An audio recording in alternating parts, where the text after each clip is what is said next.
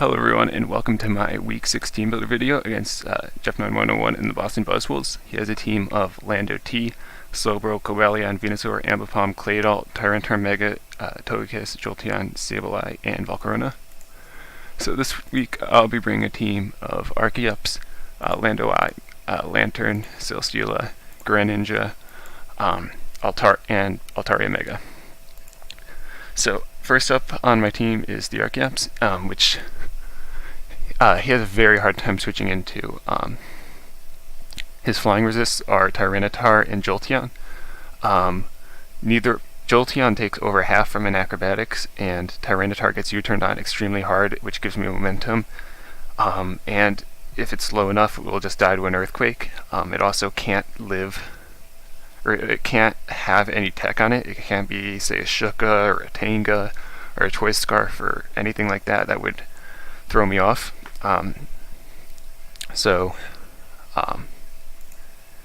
Yeah, that allows me to really get a lot of momentum and do a ton of damage to his team. He's very hard pressed to find switch-ins into it. His best answer is actually Slowbro, which also lets me U-turn on it and gain momentum. Just gives me momentum, very good offensive option this game. And so that's the Archeops. Next up is Landorus. It's just a pretty basic Scarf set. He has a Volcarona, and I hit 101 speed, so just allows me to outrun it and smack it with a Rock Slide. Scarf Earthquake is also nice. Also has a decent switch into his Lando, and if it's Scarf, it allows me to make sure I never lose to Scarf Earthquake, even though I do have three immunities anyways.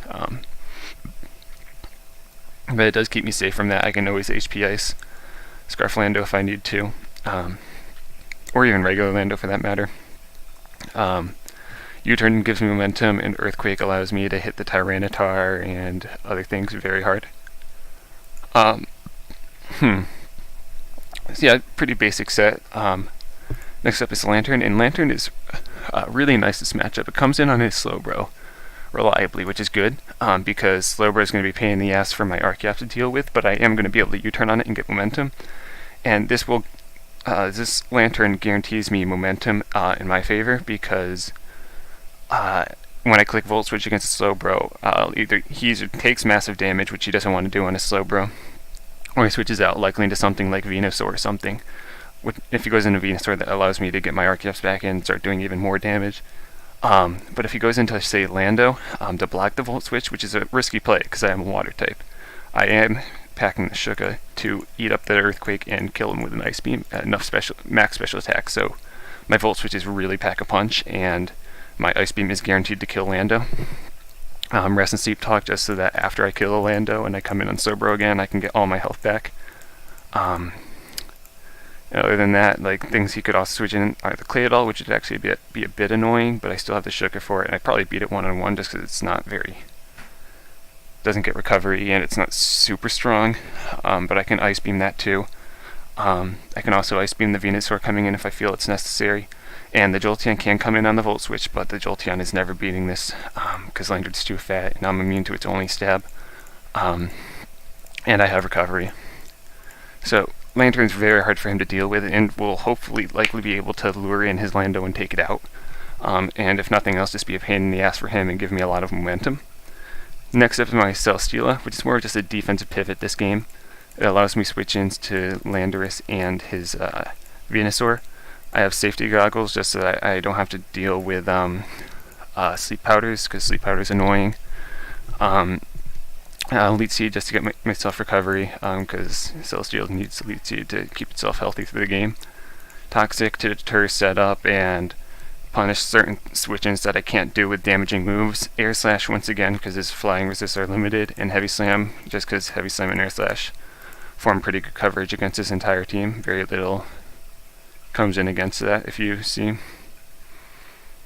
Yeah, nothing. It goes completely unresisted.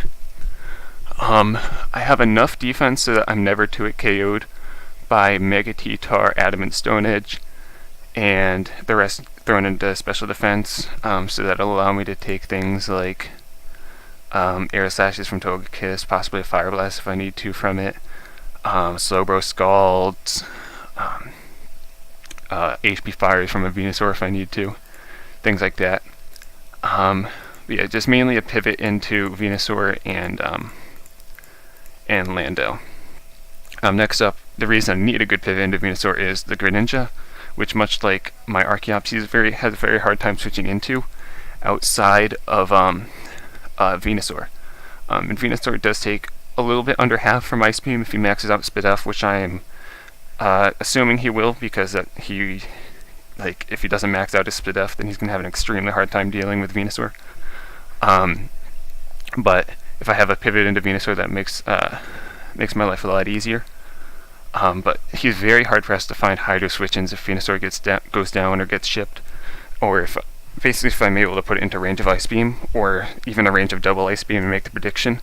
Hydro switch-ins are the Venusaur, but once again, like I said, if that gets Ice Beamed, it's done. Or Slowbro, and Slowbro's getting dies from Dark Pulse into Hydro if it's max Fizz Def, which it should be, otherwise he loses to Archeops. So other than that, he has a very hard time switching into the Hydros. So Greninja will hopefully be able to put in a lot of work this week. The Expert Belt is so that my Ice Beams hit harder, my Dark Pulses hit Slowbro harder, and the things Hydro Pump is super effective on also hit harder, things like Lando, Claydol, Tyranitar.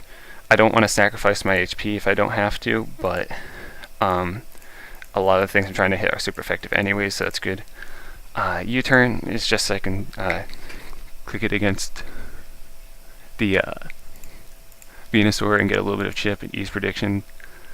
So yeah, that's the Greninja. Last is the Altaria, which is Hyper Voice, Flamethrower, Haze, Roost, which is pretty standard. It's fast enough to always outrun T-Tar.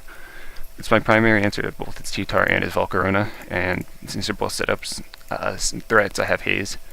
And being faster than Mega T-Tar allows me to Haze him and then always outrun him, and hopefully Roost until he misses a Stone Edge, or at the very least fire off a Hyper Voice for the damage. Right, and at the very minimum, put him in range of Lando I. But mainly just to deter setup, stop the sweep from Volks, stop the sweep from T-Tar, be a decent switch into a lot of things. It can take on Slowbro, okay, it can take on Lando, okay. Definitely not optimal though. Takes on Sableye, probably better than anything else I have. Switches in on Jolteon if it needs to. It's just fat enough to deal with pretty much anything he has, besides like Venusaur. It'll just be fat and kind of stick around, which is what I want. And just Roost and Haze all over him. Hopefully I don't get Statused. I don't have Heal Bell this week. I just a little bit of defense thrown in just to mitigate the damage that Stone Edge does, because Tyranitar is definitely a massive threat this game.